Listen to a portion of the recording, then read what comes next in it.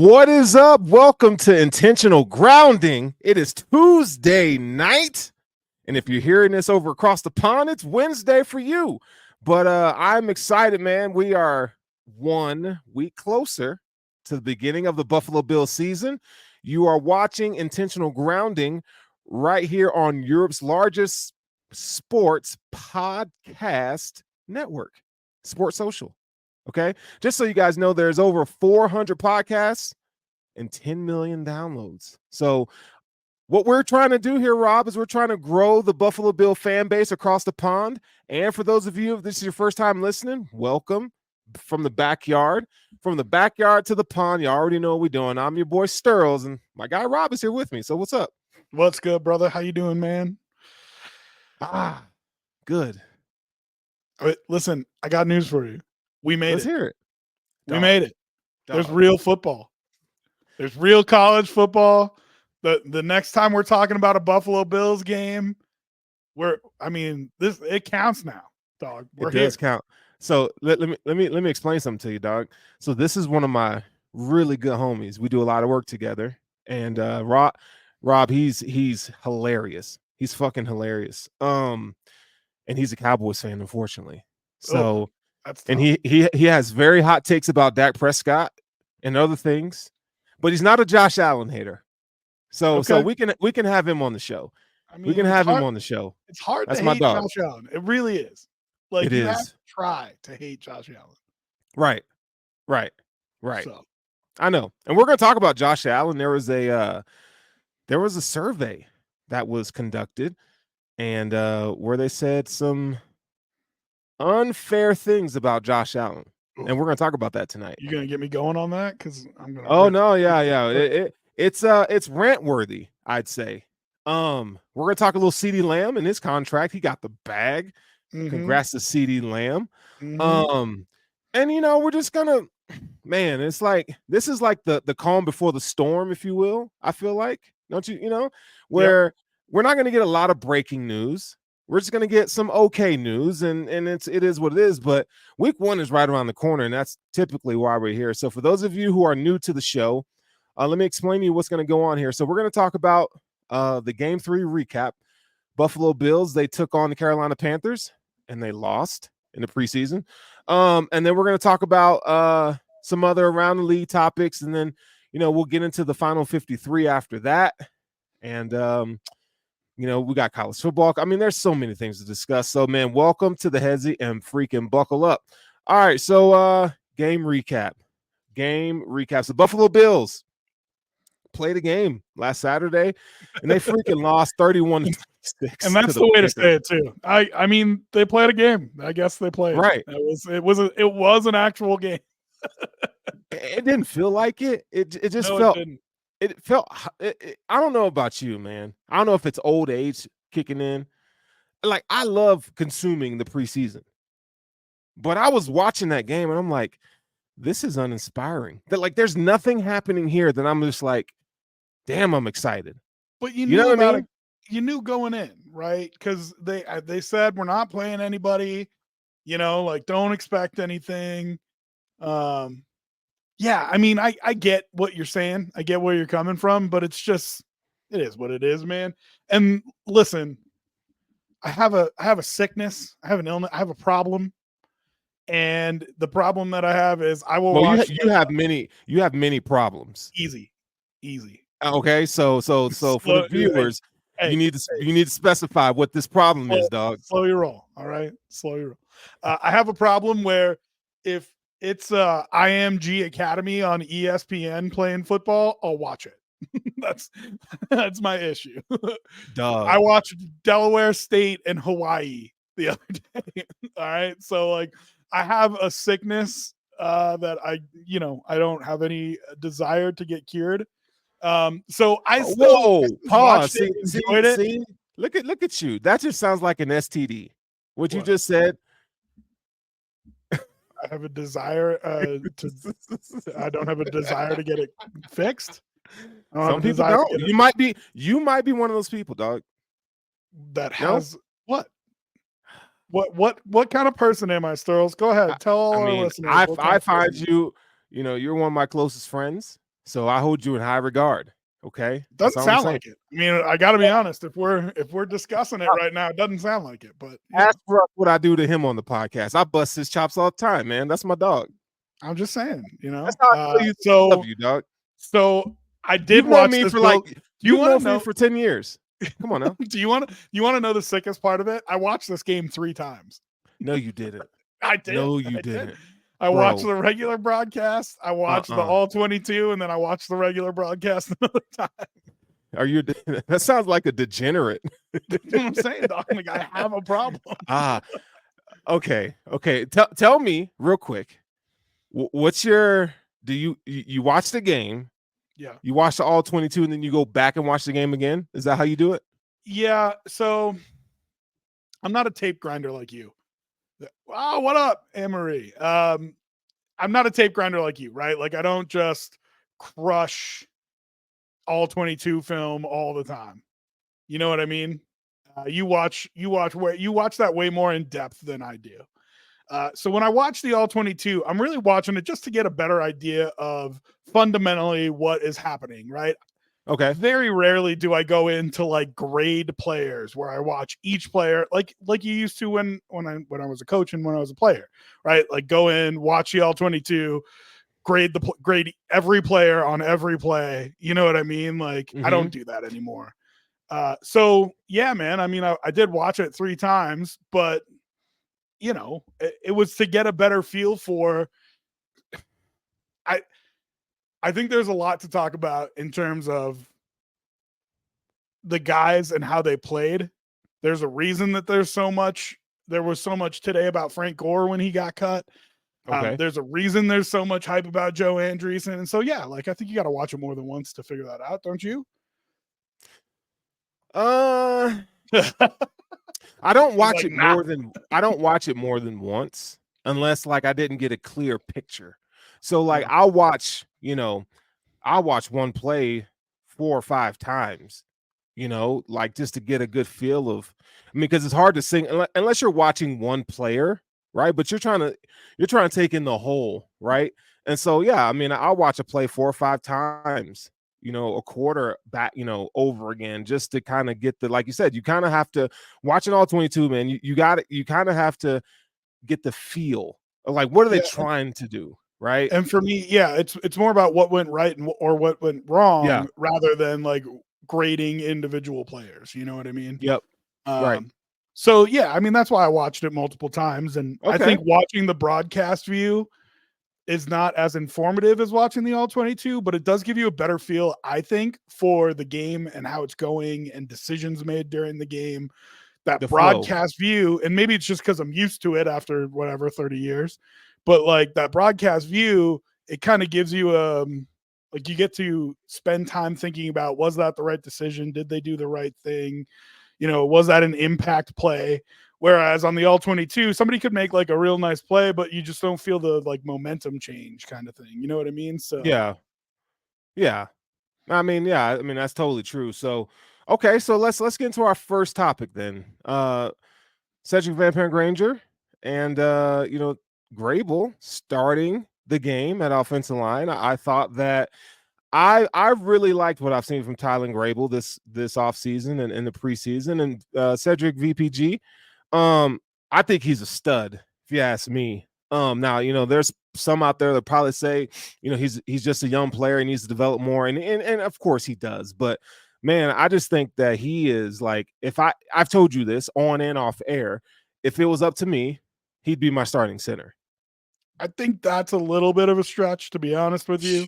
I know you feel that way, and credit to you. I mean, you've been calling this since camp. You know what I mean? You've been saying that you've been impressed with him. Clearly the coaches are seeing the same thing that you're seeing, because he went from playing with really honestly the 4th team offensive line, you know what I mean, to playing with the 3rd team offensive line for the first 2 preseason games, to coming out as the starter for this game. Now the starters didn't play, so really, that means there's context there. Second team, but they had Alec Anderson in there the other games. You know what I mean? So they clearly think that he's played well enough to warrant saying, okay, Anderson, we want you at guard. We're going to put VPG in at center. You had Grable on one tackle, and I think, we talked about it last week, but I think their offensive line depth, honestly, one of the best in the league. They hit on 2 picks last year, and they hit on 2 picks this year. And I think that says a lot about Bean, because we're not talking about first round picks that they're hitting on. You know what I mean? These are late round guys, and they are still landing. I mean, Grable's a 7th. What was he? 6th, 7th? Yeah. 6. You know what I mean? Yeah. So 6th round pick. It's impressive. Vandemark last year, you know what I mean? Mm-hmm. Like, it's impressive that they're hitting on these guys in late rounds, and it looks like these guys can be starters in the league. You know what I mean? Right. Yeah. I mean, you have to be excited about what the Bills have stockpiled at the offensive line position. And I think you have to, tip your cap to Aaron Kromer as well. I think he's probably one of the top 5 best offensive line coaches in football. Oh, shout out to Joe D from Baltimore, who lost his life this past weekend. Yeah, that was pretty sad to hear. But he was a great offensive line coach too. But Eric Kromer has done a really good job, man. We saw, Deion Dawkins have the best year that he's had. We saw Osiris Torrance, that you mentioned, come in and play every down, and he wasn't the weakest link in terms of the offensive line. I mean, if you look at the starting 5, you could say he was the weakest link, but they all played pretty damn good last year. So, I mean, they're doing a really good job. I like the flow of the game. I like what they were able to do in the run game. I think that's what stands out to me most from Saturday. They were just solid, man. Like, it was just a smooth operation versus the first week where we were like, dude, I don't know, this is rough. It's night and day difference. But that's what we said after the first week too, right? Like, that was the first week last year in preseason and the first week this year in preseason. Yeah. And I thought the Pittsburgh game was better, but not great. Like I said, I'm still worried about the guards. I'm still worried about Edwards. I mean, I sent you the clips that in 15 snaps, I felt like he made 4 bad plays. And but I feel so good about the depth behind them that if Edwards does turn out to be a problem after 1 or 2 or 3 games, I got no problem with you putting Anderson in there. I got no problem with you putting VPG in there and sliding McGovern over. You know what I mean? Like, I think because they have such good depth, I think they're in a really good spot. Yeah, I agree, man. The depth is really nice, and hopefully they don't have to use their depth this year. Yeah. But we know how it goes. I mean, we were pretty healthy on the offensive line last year, so. But it's nice. I mean, you got Tylen Grable who can step in for Spencer Brown. Like, I think that's probably the most important non-starter to me. This is swing tackle. Like, he can come in and fill that. He's probably 7th because you have Vandemark, who's probably your 6th offensive lineman. But having Tylen Grable there and knowing with that Spencer Brown is in a contract year, I think is great. Well, and a couple of the film guys that I like him a lot. Like, Joe Marino is all over him. He, in fact, said he thought he was the story of camp, so. Ryan Vandemark or Tylen Grable? Grable. Oh, okay. So, listen, I think I would still call him a developmental project. Mm-hmm. So I wouldn't want him to have to go in this year. Sure. But I'm not uncomfortable if he does. You know what I mean? Like, right. That's an important distinction, I think, is that if VPG has to play a couple games, if Anderson or Vandemark or Grable needs to step in for a series or a game or a couple games, sure. I feel pretty good about it. Yeah, no, I do too. So the offensive line's in good hands. We'll see how it all shakes out this season. Hopefully, knock on wood, they stay pretty healthy. Next up, we got Joe Andreessen. Felt like he struggled in this game. There's a lot to, I think the hype train was real for a week. I don't know. I feel like we saw 2 versions of Joe Andreessen. Maybe he was on the sugar high last week, and he just, the guesses were right. But this week, I don't know that I'm going to let you do that. I just did that. I don't know.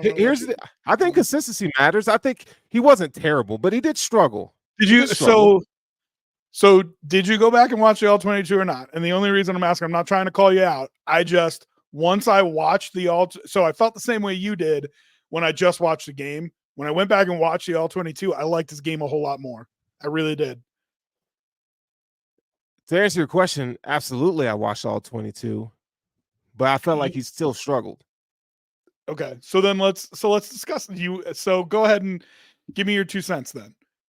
So the touchdown, it comes down to communication for me. The switch and coverage. I felt like the switch coverage. Yeah, that was, and I didn't feel like, I mean, he led the team in tackles, but I just felt like I was looking for more impact, I guess. So like when we saw Terrell Bernard last year, that impact was felt every game he played. It felt like he was making a play somewhere. And I just felt like he had a couple false steps on a few reps. And that's to be expected for a rookie.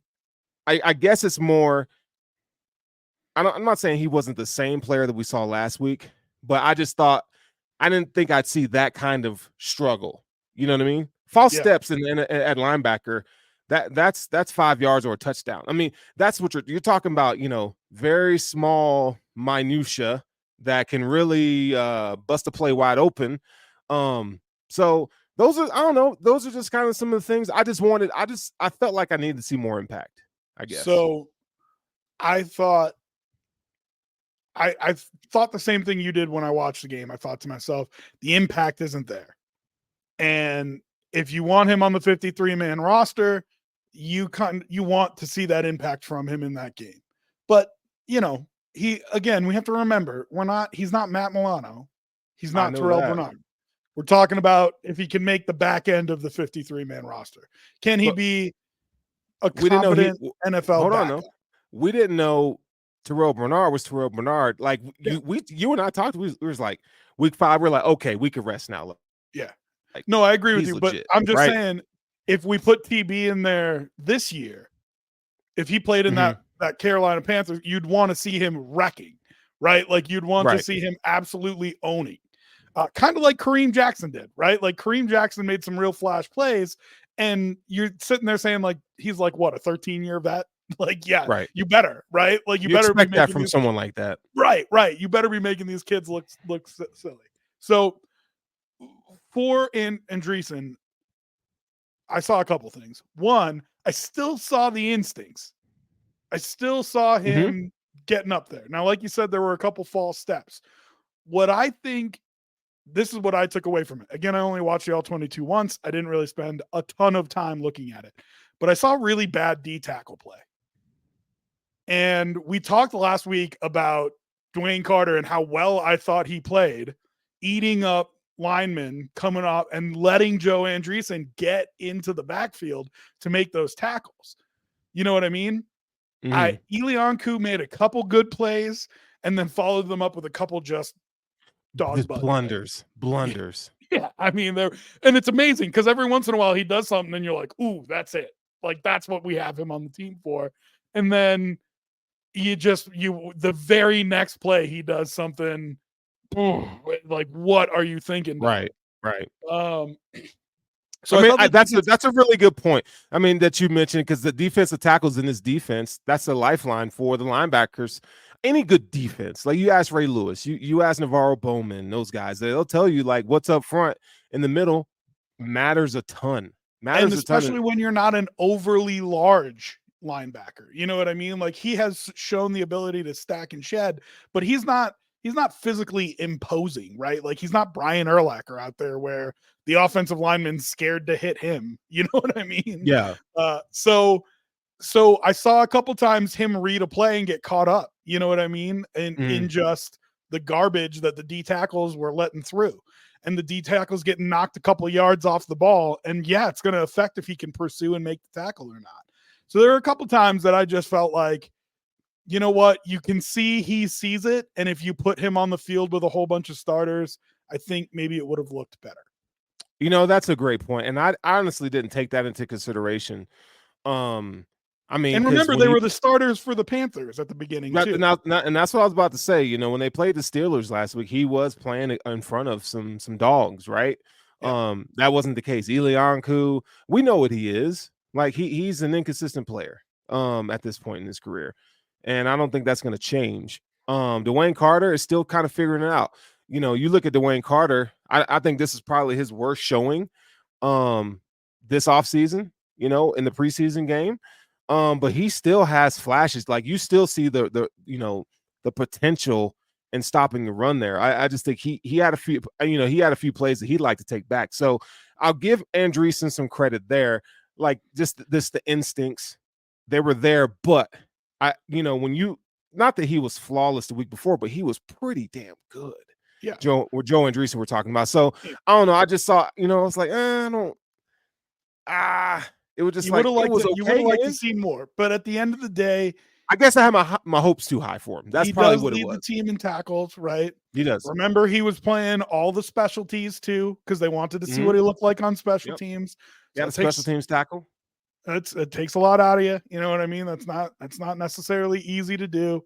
And then the last thing I was going to say is there were a couple times, my biggest concern about him is in pass coverage. And, you know, the Steelers weren't really threatening passing the ball. Mm-hmm. There were a couple times he made mistakes. The touchdown, I felt like, was a communication issue. You can see on the all-22, him and Jones look at each other and they give this signal, right? And clearly he's trying to talk about, I assume this means bracket, but clearly he's trying to talk to him about what the coverage they want is, right? And you see Jones mimic the signal back to him and then like try to say something, and then the ball gets snapped. And so, like, what's the original call? Who had the miscommunication? We don't know that, right? So unless we can talk to McDermott or Babich and get the play call and figure out who actually made the mistake, we don't know if it was Joe or the other guy. Joe takes off like it's man coverage, and he's covering that back in the flat. And Jones also goes to the back in the flat. Really, I mean, the thing that makes the most sense would be that it was bracket or banjo coverage. And once the back and the tight end switch, Joe takes the guy that goes over the middle and Jones goes out in the flat with the back. Like, that makes more sense. But it was clearly just a miscommunication. And who was still going full speed on that play? Andreessen. Who wasn't? Guy who's no longer on the team. You know what I mean? Right. So, you know, I just feel like, and I could be wrong. And again, I probably am wrong on this, and I'm not trying to talk crap about Joe Andreessen. I just feel like, okay, if the diamond is bracket, right?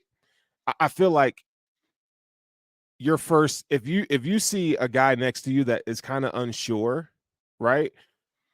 The middle of the field is more important than covering the back out of the backfield, right? You know what I'm saying? Like, if you see Deion Jones is like, so that's why, like, I get the miscommunication, but I'm like, okay, he should have stayed back. But that's why I made the point that Jones mimics the signal back to him. Right. So not only does Joe make some kind of adjustment or call or something or clarification or whatever, but then if you're watching the box view of the all-22, you see Jones turn to him and make the signal back to him. So Joe might not be thinking to himself that we are not on the same page. Because if he does think that to himself, that might make sense, right? That might be in his head. He's saying, I got to protect the middle of the field. It's more important than necessarily getting the back swinging out. But I don't think he thought that there was a miscommunication until it was too late. Yeah, I mean, it was a full speed mistake. But again, I mean, I totally get it. I don't know if it was like a cover one, you know, robber kind of situation where that safety was supposed to come down and take the middle. I don't know. We don't know. It could have been though. Like, that's what I'm thinking, because you just don't vacate the middle of the field like that. But if it is cover one like that, it should be bracket. Right. So like Jones should have gone to the flat and Joe should have had the tight end coming across the middle. So, you know, but we don't know. We just don't know what the call is. Right. But Joe Andreessen made the 53-man roster, and I'm happy about that. And again, I don't want anybody thinking that I'm down on Joe Andreessen. You know me, I always try to call it like it is. You sound like you're No, down on no, no. Joey I'm not. this No, morning, no, man. no. I just try to call it like it is. You know. But yeah, he made the 53, which I'm excited for. He's a rookie. He, got to remember that he still has a lot to learn. But he's doing better than expected, to say the least. The Bills made a move, many moves today, but one of the moves that's I think is a sneaky good signing is Mike White, signed to the practice squad. Now, you may have known Mike White as a guy that Matt Milano put a hit on in the waist area, in the ribs. Saw him get knocked out for the Jets. Mike White also went to the Miami Dolphins last year, was a backup there. Now we don't know what the status is with Mitchell Trubisky at this point, but I like Mike White as the backup quarterback for Josh Allen a lot more than Mitchell Trubisky. So we'll see what it looks like, see how it hangs up. So I mean, I love it. I got to be honest with you. I don't just like it. I love it. Because I think the Trubisky injury is probably worse than they're letting on. And that was one of the things I put on our sheet to talk about. I mean, DiNucci was not good, dog. DiNucci was really bad. DiNucci was the booty. He was not good. I mean, I like the Mike White signing. I like that he's on the practice squad. You can do the elevation thing and make him a quarterback. Now, they didn't enhance the rule from years past, but you can still elevate him, I think, 3 times. So if you're not 100% comfortable with him being the backup week 1, you can sign DiNucci and let him do that. But I would probably just have him as the backup week 1. You know what I mean? Yeah, I would have him as a backup week 1. I mean, he's a veteran at this point. Like, you can figure it out, and hopefully you don't have to have. I mean, again, knock on wood, Josh Allen stays healthy. But I do like that. He gives you upside. He feels like a guy, and not that he feels. We know he's a guy that can. He's not going to lose you a game necessarily. Like, if he comes in, he's at least going to give you some punch. Right? Like, he can at least read defenses. He has a good enough arm.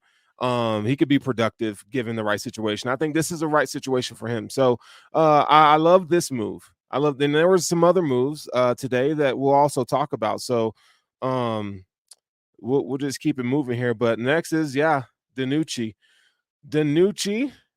the Gucci Mane. DiNucci and Shavers. There was a play in this game where DiNucci had Shavers. Shavers, what a route by Shavers. Man, what a route. Out beautiful. And beautiful. I mean, I'm ready to fight some of the content creators that have talked about this play. I'm not happy. I'm heated about it. I don't understand how people expect him to make that play. That was a bad throw. Not only how people expect him to make that play, but how they're blaming his route for being the problem. A couple guys I haven't heard that. A couple content creators have said coming out of the break that he slowed down. No, dog. No, he ran a gorgeous route. He was wide open. And then a couple of other content creators have also said that where Shavers was when DiNucci threw the ball, DiNucci threw it to the right spot. No, but hell no. I get if he's covered, like, you know what I'm saying? Like, I get it, but there was no one in sight. So, and I have talked to professional quarterbacks about this before, and they have said, if you see a guy underthrow somebody who is wide open, it's because he doesn't want to overthrow him, right? Like, you'd rather underthrow it than overthrow it because you still get the completion then. So if you see someone short, like someone having to slow down to catch a ball, and that's what a pro quarterback will tell you to do.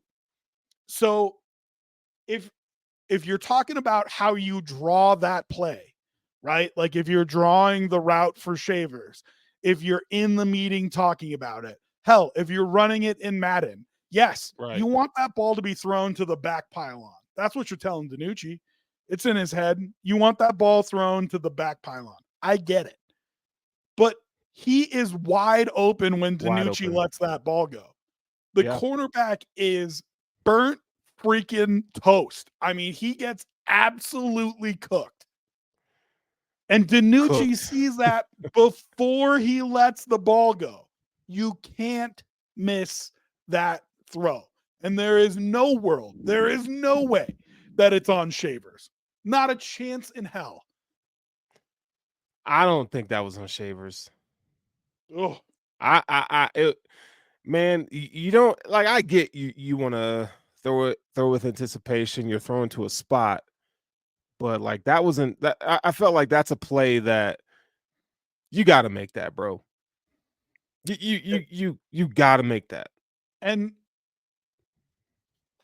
so a couple people have, when Shavers got cut today, a couple people quoted his preseason numbers.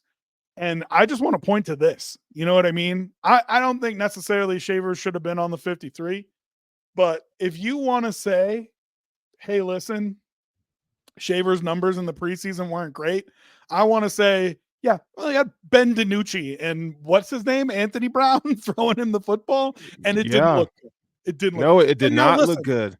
I'll give DiNucci a little bit of grace. I mean, he was on the team for 2 freaking weeks, right? Like, I'm Right. not blaming these guys entirely, but it's hard to look good when the guy that's throwing to you was playing like that.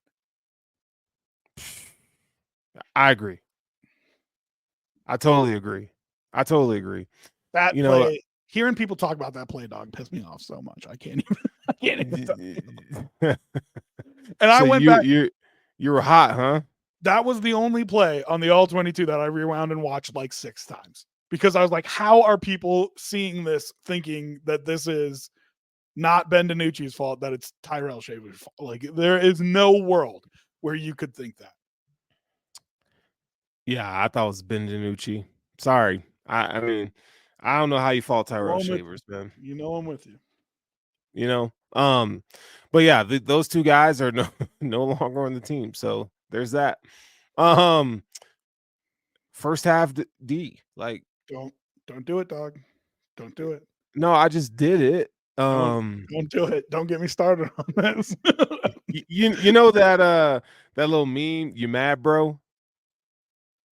You mad, dog? Like Well, what about, because I saw this in the show notes and I'm like, okay, we gotta talk about this. Like, tell me what are you frustrated with the first half D? Trigger warning for Bills fans everywhere.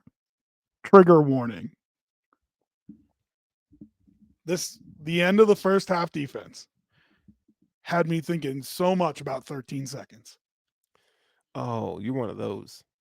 Dog, I have been, for all the things that I like about Sean McDermott, one of the things I cannot stand is time management, playing situational football at the end of halves. I mean, it has been atrocious. And I will point to 13 seconds. I'll point to the end of the game last year versus the Chiefs in Buffalo. Okay. You get that ball with like 8 minutes left. Stephon Diggs drops that bomb pass with I think it was like 8.5 minutes left, something like that. Okay. I've told a couple people, if he catches that ball, I bet you have a 13 seconds type ending where these two quarterbacks are slinging it back and forth, and you get 28 points in the last, 7 minutes of the game. Right? I really, honestly, truly believe that. Instead, it would have been a momentum changer. Instead, with 8 minutes left in the game, they start driving down the field. And from that instant, I am saying to myself, you either need to speed up or slow down. Yep. And in my preference would be to speed up, because when they missed that field goal, think about the situation that they would have been in. They put themselves in an awful situation. When Bass misses that field goal, if he makes that field goal and it's 27-27, you're giving the ball back to Patrick Mahomes with, I think, 1 timeout and just over 2 minutes left. You're dead. It's over. You're dead. You might as well let him score and get the ball back for Josh and see if you can.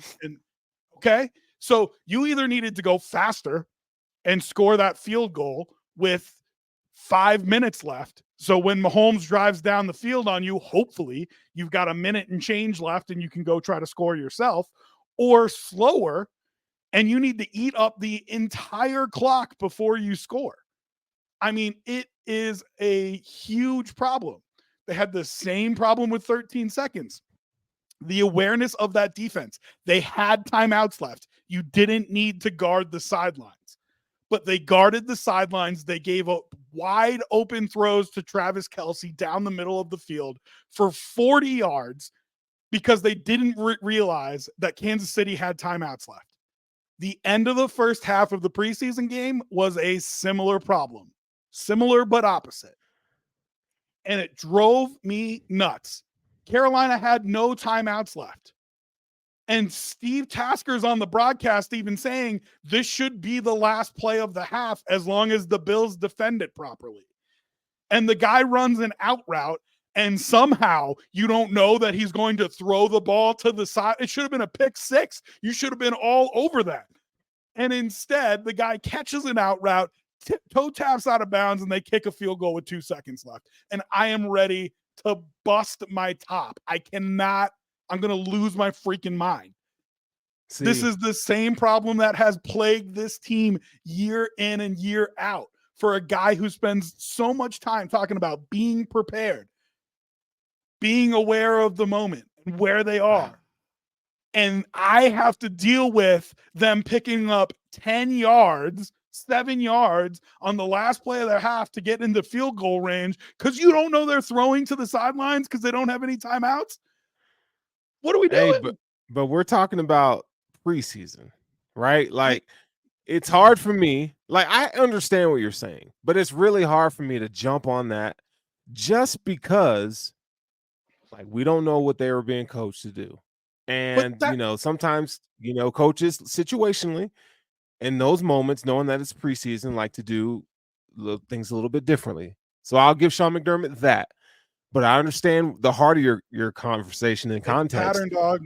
It's a pattern. It's inexcusable. It shouldn't happen. Preseason game. It's not about the preseason game. You don't think so? If it was just this one instance, I would have let it go. I wouldn't have cared. I would have been like, oh, some dummies that aren't going to make the team made mistakes. But dog, this is a pattern and it's a problem. And if we get into another playoff game and have I'll drive to Buffalo myself and fire the guy. Like, you cannot do it. You cannot have those kinds of mistakes.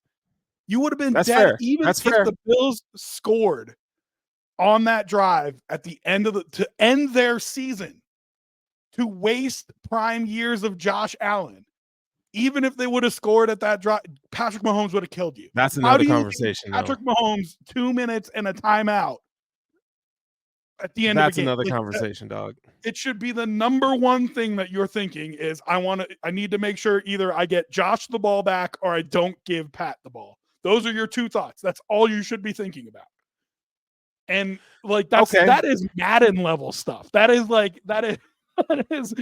college football 25 level stuff. That's not even like we're talking about NFL head coaches, dog. I'm guarding sticks, guarding the sideline. I'm clamping that. I'm clamping that. See, I had to do it. I don't know, man. It's like I try not to be. I don't want to be doom and gloom. Not saying that you are, but 13 seconds is a wound that Bills fans that we have to deal with because it's killing us. And what you said, like, it's so reminiscent of it. It's poor game management at the end of the day, right? It has ended our season 2 of the past 3 years, and the only reason it didn't end it the third year was because we got our ass kicked by the Bengals. Like, facts, facts. By the way, there was a game management problem in that Bengals game too. Yeah, I know. You were down by 2 scores. You didn't. I can't remember what it was, but you were like down by 2 scores. You couldn't afford to kick it away. I don't remember, something like that. Okay. So there was a similar game management problem in that. If you had any chance of winning in that Cincinnati game, there was a similar game management problem at the end of that. Well, since we're on negative town, I gotta refocus here. Yeah. I mean, you're not wrong. Here's what I'll tell you in defense of what you're saying. We're talking about a head coach who preaches about how meticulous the operation is. We're talking about a team that went out and signed a former NFL ref to come in and help him with challenges because he was like the second worst in the league. Yeah. Who's coming in to help him with time management? That's what I want to know. And I think they hired they made a big deal like 2 years ago about we hired an analytics guy who's going to be in his ear telling him to go for it on fourth down and when to punt. He's aggressive. McDermott's aggressive. He's going to have to be more aggressive this year, but that's a different conversation. Yeah. But I mean, it's the game management stuff is incredibly frustrating. And what's even more frustrating about it is I don't think it's that McDermott doesn't know. I think he's a smart guy. I think he knows. I think he's the kind of guy that the pressure gets to. And I don't like that. I don't like that either. That makes me scared. Both you and I. If that's what he is, boy, it's Marty Schottenheimer vibes. I mean, isn't it? Listen, dog, I am a guy that thrives under pressure. I like it. I work better under it. So I don't necessarily understand the people who don't, but I also like I can see it when people don't. And it feels like to me that McDermott in those moments, I mean, how he's not on the headset with 8 minutes left in the game before that drive even starts, saying you either need to score with more than 5 minutes left or run the entire clock. I don't care what you do. And honestly, if I was the head coach, I would tell them which I preferred, which my preference would be to score with more than 5 minutes left. But yeah, but you need to be on the headset telling Joe Brady something there. And Joe Brady needs to be relaying it to Josh. Like, Josh, we got to go quick here. Because we need to make sure that if Pat gets the ball, we get the ball back one more time. Hey, man, listen. You shouldn't even have to tell Josh that. In that situation, he should already know, right? All three of them should. Oh, right. I mean, like I said, this is Madden level stuff. You know what I mean? So, God, I just, it's like this. I love that you bring this up because it just so keep it simple, stupid mindset. And I don't know if I guarantee you some of these coaches overthink everything. McDermott could be one of those guys that falls into that category where you think so much that you just overthink the simple things. And I think you and I sitting on the couch can say one thing, right? But they have all the information. But I feel like you have enough smart guys in that coaching staff to say, hey, like we got to learn from our mistake here. 13 seconds was a thing. That's what I'm saying. Like, the pattern. You got to learn from it, right? Yeah. So I don't know, man. I have my reservations about Sean McDermott as a head coach for the Buffalo Bills. I'm not saying get rid of him today, but I do feel like he has kept his team back in critical moments. Let's just say that. I feel like in the playoffs, he's constantly getting out coached. And I think, like I said, I don't even think it's outcoached when it comes to motivating the team, setting up a game plan, making sure that they're ready, putting their guys in the best position to make plays, to win. Like, I think he does all that very well. But when he's got to make that split-second decision about guarding the sidelines with 13 seconds left when they have timeouts and their most prolific pass catcher is in the middle of the field, like, it should be a no freaking brainer. Yeah, it should be a no-brainer. A layup, man. It should be a layup. So we'll see. I let's make a note of that. Like, I mean, not that, I think once we get into the season, I'm gonna keep an eye on it. Yeah, it's something to monitor because the Bills are gonna be they're gonna be in more close games than they've been in just because the roster isn't as strong as it used to be. The schedule this year is harder.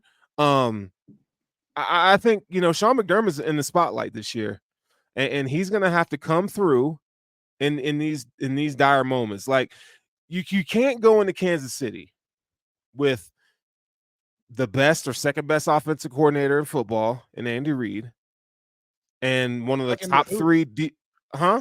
Second to who? Sean McVay is. I mean, McVay is on the level.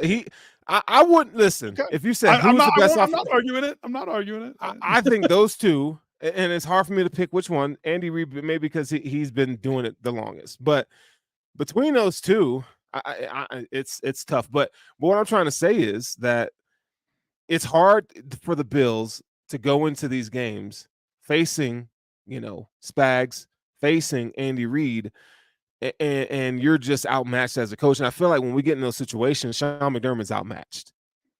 He just is. I don't think he's outmatched. I don't. I think he can stop Andy Reid. I think he can stop Sean McVay. Right? That is what you want from your head coaches, that they dominate their side of the ball. And when he's going up against one of those offensive masterminds, I mean, be honest about the Chiefs offense last year versus a defense that was missing 3 linebackers, right? Like you're outside of Kelce, the Chiefs weren't special. But I mean, they scored fewer points against the Bills than they did, the rest of the. I thought they played them great. I really did. So like, but again, how many years is it going to take us to go? Oh yeah, the defense let us down again. Oh yeah, the defense let us down again, right? But I don't think the defense let us down this time. I do. In that game? No way. Yeah. You think I felt like let us down? The defense, I felt like, oh boy, man, first of all, you're about to be the whole podcast. First of all, you should have started Dorian Williams. That's your first mistake, because Kelce took Klein and ate him for lunch. Did he not? Like that's what I'm talking about. Like, AJ Klein, that man was on vacation, bro, on a couch the week before. He came in, he had a good game of the Steelers, but they don't have a pass game. He can be masked in coverage against a team like the Steelers. Against the Chiefs with Andy Reid and their 13 personnel that they ran that game, bro, he had no answer. And I felt like at least Dorian gives you the baseline athleticism, right?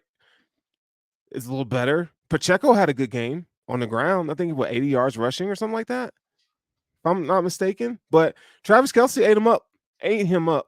And Travis Kelce does that to a lot of people. But I mean, look, if the Bills had Bernard, if they had Milano in there, might would have been a different story.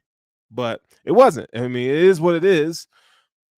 I just feel like Dorian Williams should have been the starter in that game. So we could talk about that more. So just real quick, Chiefs scored 27 points that game. Don't care. Okay. So you can say that you don't care. It should have been 20. You should have kept them to 20, 23. That's fine. Even if you say that. Did Sherfield drop a 50-yard pass? He sucks. Yes. Okay. Did Sherfield drop a second 50-yard pass? Yes. See, this is where I'm getting triggered. Did James Cook drop a sure touchdown? A touchdown pass? Yes. Yeah. By the way, you kick a field goal there. You kick a field goal there instead of scoring a touchdown there, and guess how many points you lost by? 3. So that touchdown from James Cook. Now, granted, the game plays out differently till the end, but right. But that touchdown turns into a field goal from James Cook. That costs you, right? Yeah. And then how about that Stephon Diggs play? Dude, you can't see it on the podcast, but I'm making the little missed it by an inch. Right? What killed me when he did this? Yeah, I'm like, my goodness. You weren't looking at the camera when I did it, but I did it too. Oh my goodness. Missed it by an inch thing. But listen, dog, he catches that ball. That's a touchdown. I mean, there's a chance that the DB falling down trips him up and makes him fall. But that's an 80-yard touchdown dot that he threw. Yeah. Went through 2 of his hands, hit both arms on a way through his body for Diggs. And I love Diggs. I really do. I think he's getting a ton of hate he doesn't deserve. But that play he should have made. Oh no, you deserve that. He deserves every bit of criticism for that one. Absolutely. That play he should have made. Yep. Okay. So now we're talking about like 2 touchdowns and probably 150 extra yards passing. It wasn't the defense that let Josh down that day. Oh man. It wasn't. Josh did plenty to beat that team. It was it was the offensive side of the ball. And even on that last play, not the second to last play, Dion Dawkins, listen, I get you're going against Chris Jones. You're one-on-one with him. That is a tough assignment. As a big man. That is a tough assignment. I can't be mad at Dion. He gets pushed right back into Josh's lap, and it causes him to underthrow Shakir. And if you look at Shakir on that play, wide open, bro. Somebody told me it's the same exact play that Gabe Davis scored on with 13 seconds left. Yeah. And I didn't go back and look, so I don't know if that's true or not. But Shakir is wide open under the goalpost. You're making this You're making this worse. He is wide open. It was absolutely the right read from Josh. And 9 times out of 10, without any pressure, 10 times out of 10, that's a touchdown pass. With pressure, even with pressure, 9 times out of 10, Josh gets that ball in there. So I know exactly what Josh was doing. It was absolutely the right play. And Dion Dawkins let him down. Now, again, tough assignment. Granted, yeah. Chris Jones is.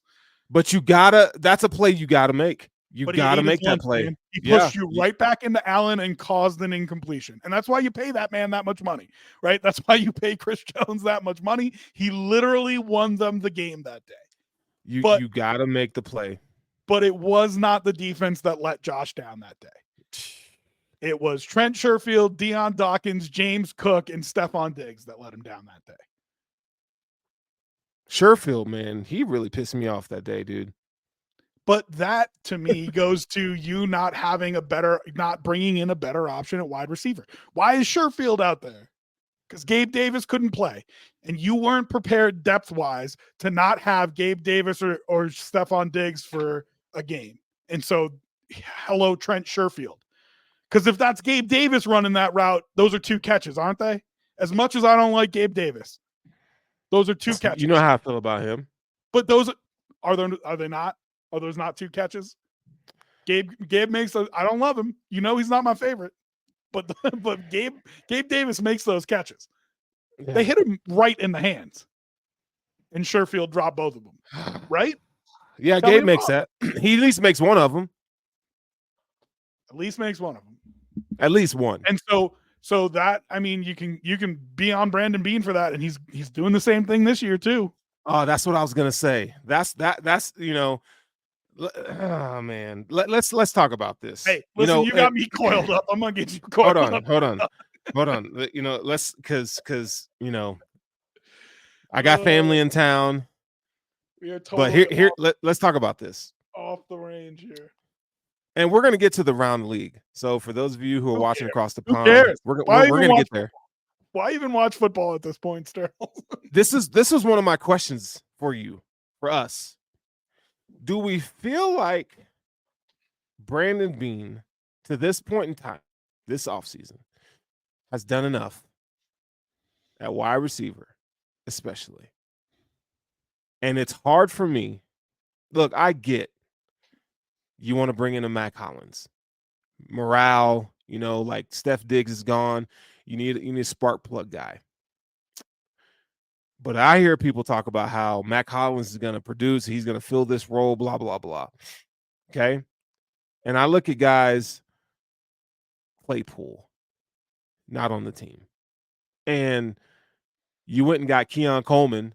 Now, I'll tell you this. I have my doubts about Keon. I like Keon. I even pre-draft said, yeah, he could work. But he's not my ideal choice.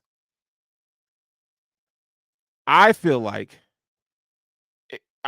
we're going to get into the season, just like Kansas City last year. We're going to get into the season, and we're going to be talking about how these wide receivers aren't living up to the expectation. And our offense is going to be rough. I hear, yes, I love Shakir. I love Dalton Kincaid. But I do not feel like, top to bottom, that this receiving core is enough to get this team over the hump. Because we went into this offseason, what do they preach? They preached about explosive plays. Did they not? We want a little more speed. We want this, we want that. But to me, it's not what they said doesn't match up with the plan and what they executed. So am I the only one there? Do you want to talk about it from X's and O's standpoint or from a talent standpoint or both? I mean, you can't have one without the other. Well, because here's the thing. So, all right, so I'll start with the X's and O's. From an X's and O's standpoint, your two best pass catchers, your three best pass catchers, if you include James Cook in that, which he might be your third best pass catcher. He might be. If not, it might be Knox. Sheesh. Right? Does Keon Coleman climb to the third best? I don't think so. So your two best pass catchers are Shakir and Dalton Kincaid, no doubt. Ooh. Who's third? Who do you want? Cook? Knox? Take your pick. Curtis Samuel. Well, I don't even. But okay, he's injured. He's injured. And even Curtis Samuel. Well, and that was the problem that we were talking about last year. And that's why you had Trent Sherfield on the field, right? Problem. It's not good. It's not what you want. So here's the problem from the X's and O's point. At least your two best pass catchers work the middle of the field. And the easiest thing to double up on is the middle of the field. The easiest kind of coverage to stop Josh Allen and his legs is zone coverage. And you can cover threats in the middle of the field. You can cover threats in the middle of the field in zone coverage. You need deadly guys on the outside finding holes. Now listen, you can overcome that if the people who are running those routes in the middle of the field see the field the same exact way as Josh does. That's what Patrick Mahomes and Travis Kelce do. And so Travis Kelce thinks to himself, I'm going to throttle down here. I'm going to sit on this coverage. I'm going to move to the next window, all that kind of stuff. And he is in sync with Pat Mahomes. And that's why they are so electric together, because it doesn't matter what you do. You can't stop them. But these are two young, Shakir and Dalton Kincaid are young guys. And for them to have that feel, they don't have that feel yet, not in the NFL. That could be great. But the easiest thing that you have to stop is the middle of the field. It's easier to bracket them. It's easier to put zone coverage on them. And guess what? That stops Josh's legs too. So I think the biggest mistake that they made is not having an outside threat. So let me add to that. So what they need to do, what they should do, I'm not an offensive coordinator, but you have to have more tighter alignments. You need to stack one side of the field, trips. What passing concepts are you going to come out of there with? Because those tight formations, I think, is gonna help you figure out zone coverage and beat it. Because you don't have what you need on the outside to take the attention away. What you're talking about, Sterls, is being a play action run team, essentially. Because I agree with you. If you go 21 personnel or 22 personnel the majority of the time, and you let those guys work from a tight formation inside out, right? Where they are attacking seams and attacking like cover two, hole shots, stuff like that, then absolutely you can make it work. And honestly, I think the offensive line is good as a run team. I think that's good for them. But what are you doing? You have to diversify your attack, and you can't, like, if they come out with that before you move on. Okay. What are you doing? What are you doing then? You're taking the best player on the field, maybe period, but definitely on your offense, and you're minimizing how effective he is. Yeah. Because you're running the ball more, so you're taking the ball out of his hands. Not necessarily a bad thing, but you are taking the ball out of his hands. And those kinds of play action throws, that's what you do with a bad quarterback who needs to only have one or two reads, right? And you don't trust him to read the entire field. You don't trust him to make plays. So you give him one or two reads and you say, hit these two reads or run out of bounds. Right. You know what I mean? And so you're minimizing your best player on the field if you do that. But they did that last year, don't you think? No, I mean, I think that was their plan. With Dorsey, that was their plan. I think that was their plan. I think it was poorly executed with Dorsey, and I think Joe Brady executed it better. Yeah, he did. And we have yet to see what the offense is really going to look like. And we'll see, glimpses of it in week one. But and then, man, from a talent standpoint, I shouldn't be talking about picking up Tim Patrick because I think he's an upgrade for your wide receiver room. Which I did, And I do. He's a skill set we already have. But you are well, that's true to some extent. That's true when you're talking about him as a pass catcher. But he produces. But what you don't have that you lost with Gabe Davis that you haven't handled yet is a great run blocking wide receiver. And if they're going to do what you're talking about, what you need is a guy who can get in there and dig out a safety. And then Tim Patrick can do that. Yeah. But we don't know. I mean, listen, They're hoping that Keon can do that. Yeah, I mean, he's got the size for it, no doubt. But does he have I mean, that's all effort and will. You know what I mean? That is one. I think he can facilitate that. Let's hope. I'm hoping that he can. Let's hope, because you're not going to get it from MVS, right? I don't even want him on a team. Well, that's part of the reason that I said, Tim Patrick. If you replace MVS with Tim Patrick, I'm fine with that. Now you lose something there, right? MVS more of a speed guy. I'll take Tim possession guy, but I mean, and yes, the fact that they didn't add talent-wise, again, if we're talking about it, the fact they didn't add speed to that room, I know that bothered you, so I'll let you go off on it. But whether you want to talk about AD Mitchell or Xavier Worthy or whatever, okay, the Bills didn't like him. They were never on the list for him. Okay, you got to put speed in that room somehow. And I thought that's why I like KJ Hamler so much. You know what I mean? Like, guy's been injured a lot. I get it. I hope they bring him back on the practice squad, but he at least has the ability to take the top off of defense, which MVS is your best guy right now at that? It's depressing. I feel like this wide receiver room still needs work. And the fact that we're going into another off season, or we're coming off of an off season again, where we say, yeah, the wide receiver room is not enough. And even if Diggs was still on this team and you got Keon Coleman in second, I'd still say you don't have enough at wide receiver. I'd feel better about it. I feel better, but you don't have enough. Because we don't know what Keon Coleman is yet. Right? Like, we don't know. And Curtis Samuel, you're paying him $8 million a year. I'm not sure how good Curtis Samuel is going to be. He gives me Jamison Crowder vibes. I mean, what did you pay Deontay Hardy last year? $4 million? It's, I mean, if you're looking now, here I'll defend Bean, right? Sure. I'm not happy with the number of swings that they took.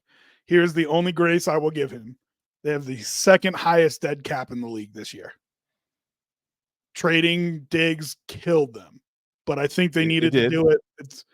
Based on everything I've heard from everybody, it needed to happen. You didn't have a choice. Yeah. So if it needed to happen and you didn't have a choice, you got to deal with it. But, the dead cap that they have is brutal. Right. So if he's saying we're going to go this year with what we got here, we're going to draft a guy, and then next year we're going to go after somebody big, then yeah, I mean, okay. There it is right I'll there. give him that grace. But you better make a Stephon Diggs type move next year. Because, that's what we were talking about in 2019, right? It was John Brown and Cole Beasley, and the talk was you need a bona fide wide receiver, and Bean knew it, and he went and got Diggs. So you better be looking for a move like that, dog,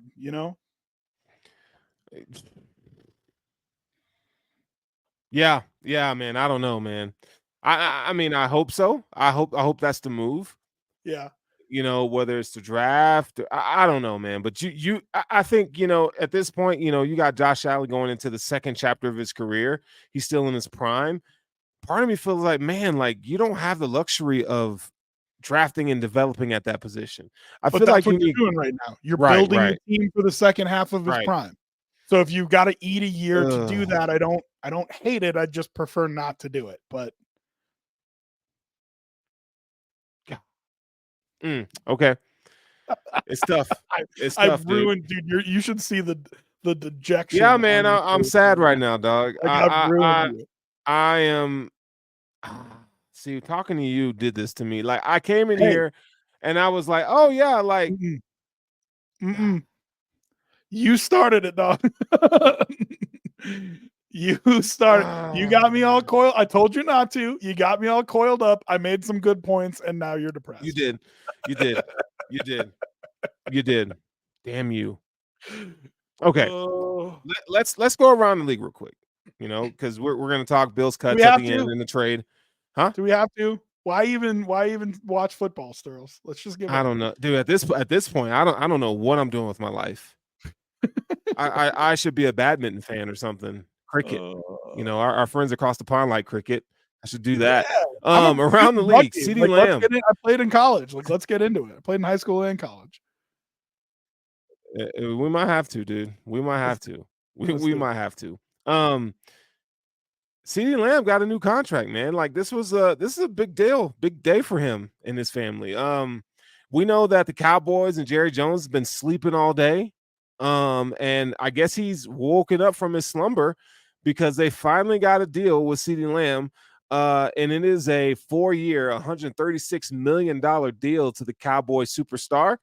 It makes him the second highest paid non-quarterback in NFL history, folks. This is according to Adam Schefter. That deal includes $38 million signing bonus. $38 million. Let that sink in for a minute. The largest ever given to a wide receiver, and $100 million guaranteed. CeeDee Lamb got the bag, dude. Yeah, and I CeeDee told Lamb you. got I the mean, bag. I think he's below Jefferson, above Chase. And I don't think Justin Jefferson's great. Don't get me wrong. Again, we're splitting hairs here, but I think people overvalue him a little bit. I don't think he's that much better than CeeDee Lamb, maybe just a little bit. But Okay, fair. there's no question CeeDee Lamb earned this contract. Like he deserves to get paid like one of the top wide receivers in the NFL in my mind. So, listen, I think you got to be real sure about what you're doing about quarterback, because if you end up in a position like the Vikings are in now, good luck. Good luck. Yeah. I mean, so I'm going to throw this up here too. My guy, Cuban Benny, crazy to sign Lamb and then get rid of his quarterback. Well, you have to it's wonder the right move. But you have to wonder if they talked to him about what they were going to do at quarterback before they signed the deal. Or does CD say, just, I'll take the money and you do whatever you want and I'll force my way out if you don't figure out the quarterback thing? I think because I wondered the same thing with Jefferson. I really did. He signed the deal and you didn't know what they were doing. Yeah, I think at that point, that kind of money, you just sign the deal, and then you raise hell until they get the guy that is going to push the program forward. Or you digs your way out of there. You know what I mean? Yeah, that's what he's done that twice. But good for CeeDee Lamb. You know, Dak Prescott's another topic for another day, but I think the writing's on the wall because now you got Micah Parsons left, and that deal has to get done. I think your boy Dak he's playing his last days as a Cowboy. So, say what you will, Shedeur might look pretty good in for Dallas. It'd be interesting, that's for sure. It'll be very interesting for sure. So yeah, CeeDee Lamb gets the bag. Kudos to him and his family. Let's talk about Odell Beckham. Who and what and why? Odell's on the PUP this year. He's starting off on the PUP. Apparently had a lingering injury. I don't get the sense that Odell, and I could be wrong, but it just doesn't feel like he even wants to play football. You know what I mean? That's interesting. I just don't feel it. I just, he's not what he once was, and because he's had injuries, unfortunately. But man, dude, like you start on the PUP. I mean, that's what, 6 weeks? It's 4 weeks. 4? First 4 games. Yeah, IR 6 weeks. Yeah. Listen, here's the only thing I'll say to that extent. If you are with a team that you believe is a playoff team, even without you, which if he believes that about the Dolphins, I think that's fair. I think they're a good team. I think they're playoff worthy. Mm-hmm. And you're at his age, off of as many injuries as you're coming off of. If you kind of say, like, I'll get to you mid-season, I really don't have a problem with it. Like, as long as you get in, 6 games into the season, whatever, with as long as the NFL season is now, You give me 10 regular season games and a healthy body in the playoffs, fine. So, you know, if that's the move, if that's what they're doing here, if that's what the Dolphins and him kind of talked about, like, hey, let's just take it easy coming into the year. I need you in January. I don't need you right now. Yeah, I mean, let's see if there's another thing that happens. Because I kind of feel like there's going to be something else. He's not going to be able to participate. That's what I feel like with Odell. I mean, listen, he's not who he used to be, but as a number 3 wide receiver on the Miami Dolphins, yeah, that's you put him on the field situation you want. Yeah, if you put him on the field with coordinator and Jalen Waddle, yeah, he'll win a couple one-on-ones and sit down in his zone and make a couple big catches. How do you not eat in that offense with those two? Exactly. Like, come on, man. You're squandering an opportunity. So if you're a priority, like second half of the year, you know what I mean? And they in the past 2 years, they have tanked in the second half of the year. So to bring in somebody like that to add another dimension to your offense late in the year, I mean, there you go. You know. Yeah, man. I don't know, man. I agree with what you're saying. I don't know if Odell's that guy. This is the Bills topic. There was a survey conducted around the league. Long story short, they're saying that Josh Allen is the most underrated player in the NFL. And how in the hell do you come to a conclusion like this, folks? Is it pure hate? Or am I looking through this through Bills goggles? I know what I see on the You said underrated. They said he's the most overrated quarterback. Overrated, excuse me. Yeah, okay, all right. They say he's the most overrated quarterback. Yeah. Okay. It's ridiculous, but go ahead. That's a problem. That is criminal. And you know what these surveys are? It's like nobody wants to come out and say, "Hey, dude, you're overrated." Now, there was 2 other quarterbacks. So Josh got 11 votes. Tua and Jalen Hurts got 10 votes. So, man, I don't know, dude. Josh Allen to me is the second best quarterback in the league, and I'll stand on that. And I feel like I have the research to prove that at any point in time. So if somebody wants to debate that, come find me, and we can get on that. But that's crazy talk. Yeah, this is bridesmaid syndrome, because he keeps losing to the best quarterback in the league. And we can go back and hash out 13 seconds again if you want, or the end of the KC playoff game the last year.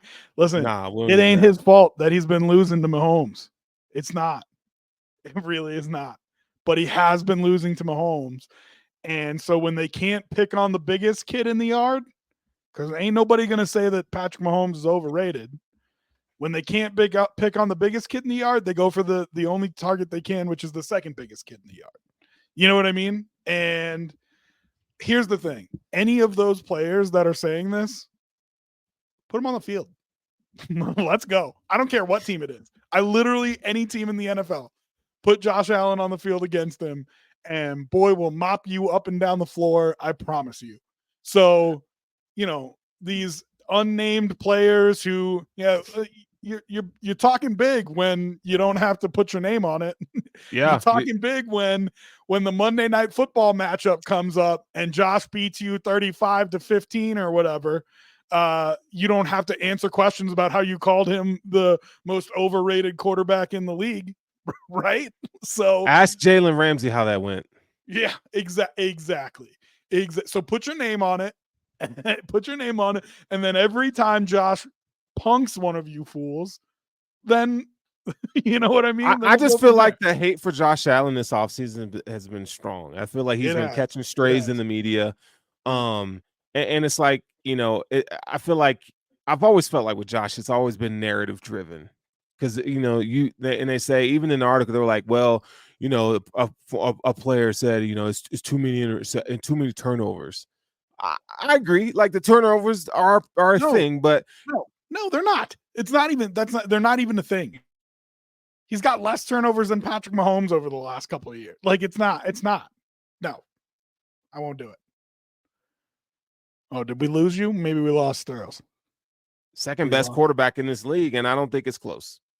I think we lost you for a second there, Sterles. You paused on us, but I agree. Yeah, I'm here. I think he's the second best quarterback in the league, and I don't think it's I don't want to say I don't think it's close. I think he's the second best quarterback. I don't think it's close. I think he's the second best quarterback in the league, and I think it's clear. How's that? That he's the second best. Okay, yeah. It's Mahomes in a level of his own. Allen is in a league of his own, and then you have the rest of them. I think he's I don't know that he's in a league of his own, but I think he's clearly the second best quarterback. Sure. Like there's guys that I would put on that tier with him, but I think he's the best of them, and I don't think there's a question. Sure, that's fair. But yeah, Josh is definitely. Here's the thing I ask people all the time: if the Bills were in the NFC, has he gone to the last 4 Super Bowls? And if he goes to the Super Bowls and loses to Patrick Mahomes, instead of losing to him in a divisional round or an AFC championship game, do you think about him differently? Is he a better quarterback, or is he the same quarterback and you run into Mahomes at a different I don't know. I feel like Josh gets undue hate. Yeah. I don't know. I agree with you. I agree. Listen, and I think Joe Burrow is one of those quarterbacks that's on the level with him. But the Bills that year they lost to the Bengals, that's a whole different story. Right. They were just wiped out and they got smoked. But everybody talks about who he's beaten in the playoffs and that they're no names and blah, blah, blah. Lamar Jackson got knocked out of the playoff game. He's playing backup quarterbacks, all that kind of stuff. Don't look at the people that he's beat in the playoffs. Look at the people that he's lost to in the playoffs. The NFL has a Mahomes problem. They have a Mahomes problem. He's beaten everybody, not just the Bills. In the last 4 years, it's been Mahomes, Burrow, Mahomes. That's who he's lost to in the playoffs. Yeah. So, you know what I mean? What can you do? What can you do? Bruh, the dude in Kansas City is a witch, and it's going to be a problem for us. It's going to haunt us for the rest of our life. It's tough, man. It's tough. So that's our Around the League segment. Make sure that you like, follow, and subscribe to Intentional Grounding. We're on YouTube. You can find our page on YouTube. You can look for it from me or from Rob. Make sure you like, follow, subscribe. Let's talk about Bills. We'll end the show with this. We're back to Bills talk. Let's talk about the Bills cuts today. The Bills made some moves. There was a trade that the Bills made. We can talk about the trade first, but the Bills traded for Brandon Codrington. Okay. He is a punt returner, kick returner, cornerback from the Jets. I don't know. I didn't do the research before the show to research him and look him out. I've never even heard of the guy, to be honest. So I can't sit here and speak intelligently on him like I've watched his tape or film, but because I have not. So I guess the Bills feel like he's what they need at returner. He's supposed to be able to bring some needed cornerback depth, if you will. So we'll see what he's about. But the Bills gave up, late round pick in exchange. I mean, it is what it is, right? Like, don't you have to be a little disappointed in that, though? So I feel like they could have done so much more. But Hardy has been great. That dog. Daquan Hardy was excellent. Surprise! That was a surprise cut for me this year. Daquan Hardy. Outside, inside, in the return game. I was happy with him everywhere. And so to your point, whether you want to talk about it in terms of the cut or in terms of the trade, it was surprising to me. It really was shocking. Very, very, very much so. And to talk about these cuts, we have it here on the screen if you can see them. And let's talk about them. Elianku, Keaton Bills, Gunnar Britton, we know, Will Clapp, Deion Kane, La'el Collins. I mean, Zach Davison didn't make the cut. DiNucci. I'll put a thing on Clapp. I liked his game. If he makes it back on the practice squad, I would be happy about it. He was a guy that I thought you might be able to flip for a late round pick. But I told you he's getting cut. You did. I like him. And so I wanted to stop you there, but you can keep going down the list. What else we got? Yeah, Frank Gore Jr. is a notable that got cut. Mike Edwards on the offensive line got cut. Richard Garage from University of Florida, a former teammate of Osiris Torrance, did not make the cut. Maybe some of these guys get back on the practice squad. KJ Hamler, he's battled injuries and so forth. His hands were a little inconsistent during preseason play this year. Daquan Hardy is the one that surprised me. I don't know if he'll clear waivers, to be honest. I don't think he will. That one is a head scratcher, and then we'll talk about that. Andy Isabella, Kareem Jackson, Xavier Johnson, Kingsley Jonathan didn't make it. Where we felt like my boy Javon Solomon beat him out.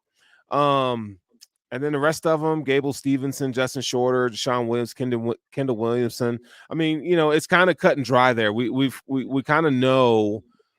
Outside of Daquan Hardy, I kind of had a suspicion that the guys that got cut were going to get cut. So the only other one that I thought might make the team was Zach Davidson, and that was tied directly to how healthy is Q. You know what I mean? So I thought he might make the 53 just because I thought Quentin Morris might be down, but they must feel good about him. His stock had been going down towards the end of preseason here. Right. So he'd be a guy that I'd love to get back on the practice squad. Frank Gore Jr. Dog. He played good. Played great. And I know he's missing a little bit when it comes to NFL size, speed, athleticism. He's just a tick under where he needs to be. Right. In all of those categories. He runs just like his dad. But he is so instinctive. Yeah. And he is tough as nails. And yes, you're right. He runs just like his dad. Baldy did a little breakdown of that little pitch play that he scored on. And I thought said it best when he was like, listen, man, he's at the 5-yard line. There are 3 blue shirts between him and the goal line. And what does he do? He says, I'm gonna score. I'm bringing it to you. And right into skinny. Got through a couple guys, and then power finished to make sure he got over the goal line. Yeah, that's impressive. It was super. The instincts, the cutting, the finding the seams. I mean, I was really impressed. And honestly, very Devin Singletary-esque. Yeah, absolutely. And honestly, especially with running backs, that might be the position I put the most stock in when it comes to the preseason, because you're running basic running plays, right? So it's not like the scheme is popping him. And when you talk, you just can't tell until you put the pads on and go 100%. Oh yeah. And so watching him against other guys who are going 100%, man, I was impressed, and I put a lot of stock in that for running backs. So that's not to say that he won't be on the practice squad, get called up. We didn't think that Ty Johnson was going to get meaningful snaps last year. He did. You know what I mean? So I hope he finds his way back to the Bills. I was really impressed with him. Yeah, we'll see, man. I hope Daquan Hardy makes it back. I hope Frank Gore Jr. makes it back. Yeah. So who else on this list? Kareem Jackson, I think they probably try to put on the practice squad and maybe even bring up for the first week. I don't think he is a great player, but in terms of where you're at health at safety, he's a guy that I'd like to have available. Break glass in case of emergency kind of guy. Yeah. Trey McKitty was all right. Yeah. I'd be fine with him on the practice squad. Tyrell Shavers, I said what I said about him. I think he'll make it back to the practice squad. I think he'll make it back and same thing with Shorter. I think both of them make it back to the practice squad unless they get picked up by somebody else. I just think it was hard for them this preseason to prove that they belonged when there was no quarterback play, period. And then I'm not a big Gable Stevenson fan. Everybody loves that storyline because he was a wrestler and whatever. Great story. I mean, great. But he was fine. Right. He was a long shot to begin with. Yeah. So I mean, if he makes his way back to the practice squad, fine. Great. But yeah. I mean, really the headline for me is Daquan Hardy. I honestly think he is a 53-man roster player, and I don't think he makes it through waivers, and that's going to make me real upset. Yeah, Daquan, I feel like he deserves to be on this roster. To me, he's proved it. Is there anybody that made it that you thought he should have taken their place? Casey Toohill. What the hell is he doing on the roster? That's a great call. Why is he on the squad? I don't know. Showed nothing. Didn't do nothing in training camp. Didn't do nothing in the preseason. Yeah. I just it's beyond me, man. Beyond me. The fact that you must tell us what they really think about their pass rushers outside of Epinesa and Greg Rousseau. They're looking for bodies. They're looking for bodies. And I thought Kingsley Jonathan got cut too, didn't he? He did. And I thought he was better. I thought he played better than Toohill. Yeah.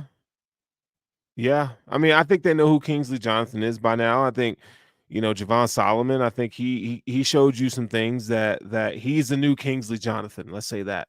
Yeah. Like this Kingsley Jonathan thing has been a multi-year project that is just the same.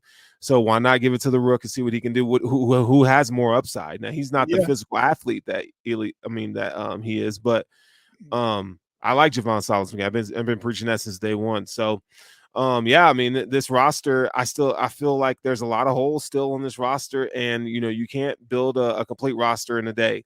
So it's going to take some time. Here's my spot that I would have given to Daquan Hardy.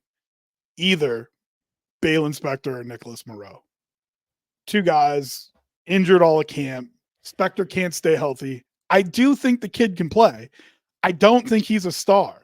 So it's not like I got to make sure I keep him on there. And Moreau, I've been disenfranchised with that since they signed him. It's not a thing for me. And I would have given up either of those two guys. Sure. To keep Daquan Hardy on the roster.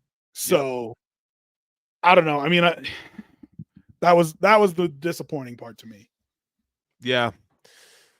Yeah, man. I don't know. So the Bills got some work to do, man. Brandon Beane has some work to do. We'll see how it manifests itself in the season. Obviously, we haven't played a game yet, so we just don't know.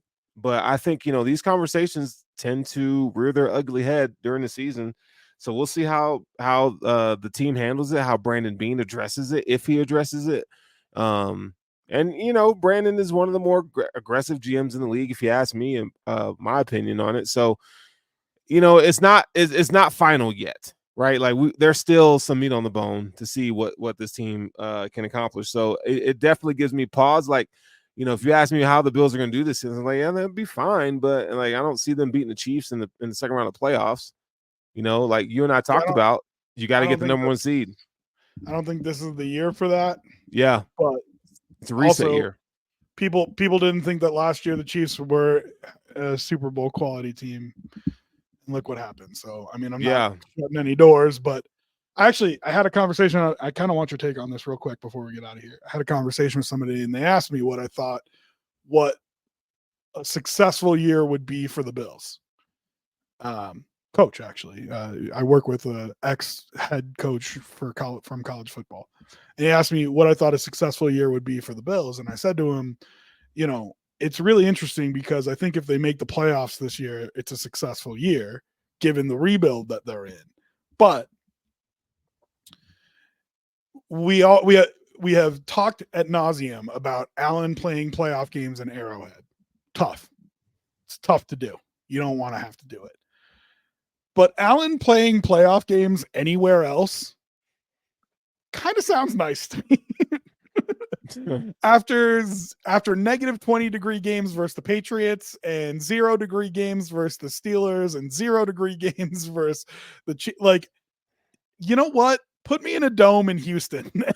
Let's see. Josh Allen ain't the problem. Let Josh Allen have a playoff game in perfect conditions in a dome in Indianapolis. What do you think's going to happen? Let him play a game in Jacksonville or Miami in the playoffs in the first round. What do you think's going to happen? You know what I mean?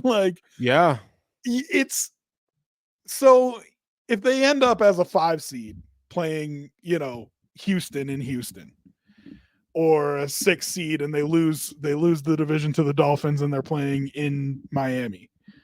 I mean, does that scare you at all? Because it don't scare me. don't scare me. I mean, so when you look at you have the horses to compete. But when you look at this roster and you say, well, not as good as rosters in years past, like maybe that's better. Yeah. maybe that's better. Because if they play a playoff game down in Miami, they're gonna smoke them fools. You know what I mean? Like I absolutely believe. And listen, you're gonna have to beat Mahomes, whether it's in your place or his place or whatever. Like you're just gonna have to find a way to beat him. And I don't think I would love to have that game at home. I'd love to have all the games at home, but also. there you go. Riley writes, which by the way hopped on my Twitch channel for the first time. I appreciate you hopping in, brother. But that's exactly the comment. Do you want to read it or should I? Yeah, playing at Miami round 1. Don't threaten me with a good time. I mean, there you go. Yeah, you know what I mean? Don't threaten me with how good did you feel going into the final week of the season last year with a game in Miami for the AFC East title and your playoff? Oh, it was great. I felt pretty good. Yeah, I felt pretty good about it. The Dolphins lost before they even took the field that day. Yeah, I mean, and listen, maybe it's Jacksonville that hops up and beats and wins that AFC South, right? Right. Yeah, great. Give me a game in Jacksonville. Give me a game in Houston. Give me a game in Indy. You know, that's fine. Even if you catch, one of the AFC North teams, like a game in Baltimore, probably fine, right? Weather-wise, probably better than Buffalo. So, okay, all right. So when you look at the team and say, not as good as years past, that's what comes to my mind. Yeah, I think that's fair, man. I think that's fair, and I'm ready for the season to get started, dude. I'm tired of not storylines, but like I want to get into the meat now. Like we are a couple weeks away from the Bills kicking off against the Arizona Cardinals. So real quick before we get out of here, why don't you tell the listeners that may travel to Denver where they can watch the game with us? You want me to do a Denver Bills backers plug here? Yeah, I think it's warranted. Oh, why? Well, for our friends across the pond, if you ever find yourself in Denver needing to watch the Buffalo Bills, right? Here in Denver. So Sterls and I both live in Colorado, and we started a Denver Bills backers group. Want it to be fun, want a lot of transparency, want to make sure that we're donating to charity like Bills Mafia does. We want it to be all those things. So we're just getting off the ground. It's a brand new group. It could be small, it could be huge. We don't know. I mean, I know it might just be Sterls and I sitting there eating some chicken wings, having some beer. So, which would be a great time. It would be a great time.